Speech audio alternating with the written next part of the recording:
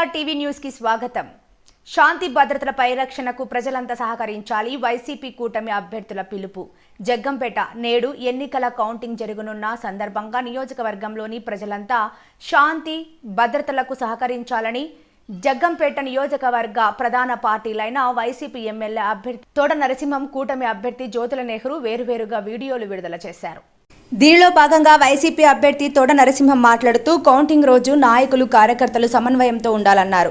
Police వారి నిబంధనల ప్రకారం కౌంటింగ్లో కొన్ని జాగ్రత్తలు తీసుకోవాలన్నారు. ఎవరు పడితే వాళ్ళు కౌంటింగ్ దగ్గరకు రాకుండా చూసుకోవాలన్నారు. జగ్గంపేట ఎమ్మెల్యేగా తాను సీఎంగా జగన్మోహన్ రెడ్డి గెలుపొందుతారన్నారు. కౌంటింగ్ ప్రక్రియ సజావుగా జరిగేలా చూడాలన్నారు. ఏజెంట్లంతా కౌంటింగ్ను దగ్గర నుండి ఎప్పటికప్పుడు పర్యవేక్షించాలన్నారు. పోలీస్ సిబ్బంది ఎన్నికల అధికారులకు సహకరించాలన్నారు. ఎక్కడ ఎటువంటి అవాంఛనీయ సంఘటనలు జరగకుండా చూసుకోవాలి బాధ్యత అందరిపైన ఉందని నరసింహం అన్నారు. అదేవిధంగా జగ్గంపేట కూటమి అభ్యర్థి జ్యోతుల నెహ్రూ ఒక వీడియో విడుదల చేశారు. ఎన్నికల్లో చివరి అంకమైన కౌంటింగ్ దశను చేరుకున్నామన్నారు. పోలీసు నిబంధనలు అతిక్రమించకుండా అందరూ సమైక్యంగా శాంతియుతంగా కౌంటింగ్ కు సహకరించాలన్నారు.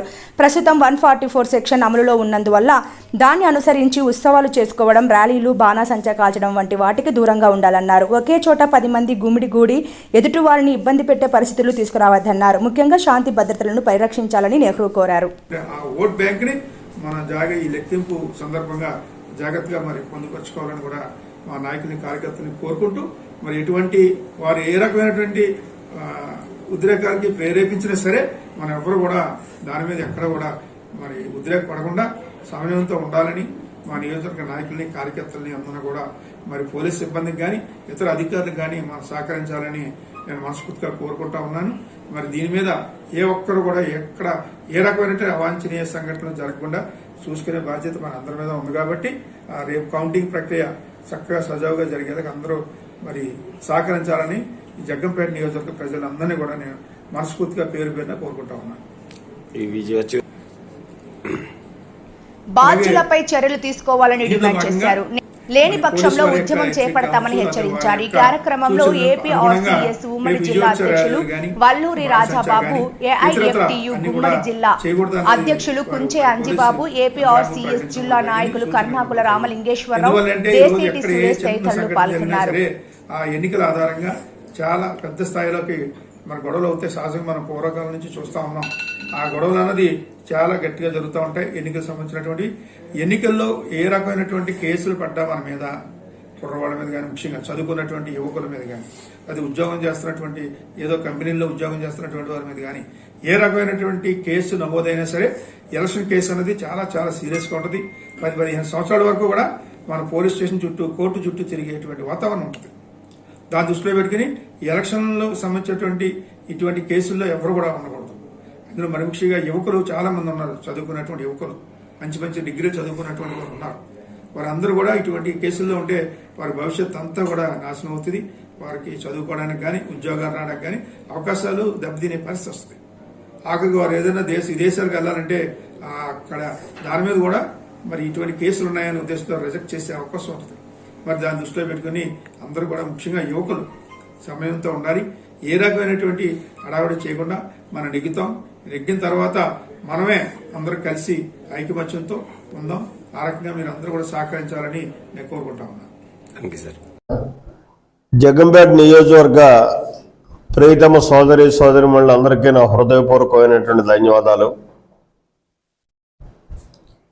ఇప్పటి వరకు మీరందరూ ఎంతో అభిమానించి, ఆదరించి నన్ను ఇంతవాణి చేశారు. రేపు ఎన్నికల్లో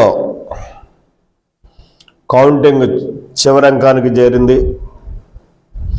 ఈ కౌంటింగ్ సందర్భంలో మనం అందరం సమైక్యంగా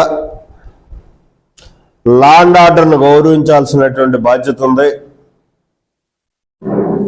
ఆ గౌరవించేటటువంటి విధానంలో ఏదైతే పోలీసు వారి నిబంధనలు ఉన్నాయో ఆ నిబంధనలు అతిక్రమించకుండా 144 సెక్షన్ ఉంది కాబట్టి దాన్ని అనుసరించి రేపు విజయోత్సవాలు చేసుకోవడం కానీ, అదే రకంగా ఊరేగింపులు చేసుకోవడం కానీ, బాణసంచాని విజయడం కానీ 10 మంది గుమిగూడి ఎదుటి వారిని ఇబ్బంది పెట్టేటటువంటి పరిస్థితులు కానీ కల్పించకుండా క్రమశిక్షణ కలిగినటువంటి ప్రజలుగా పోలీసు నిబంధనలకు కట్టుబడి రేపు వ్యవహరించాలని, విజయం ఏ వైపు ఉన్నదన్నది మీ అందరికీ అర్థమైపోయింది.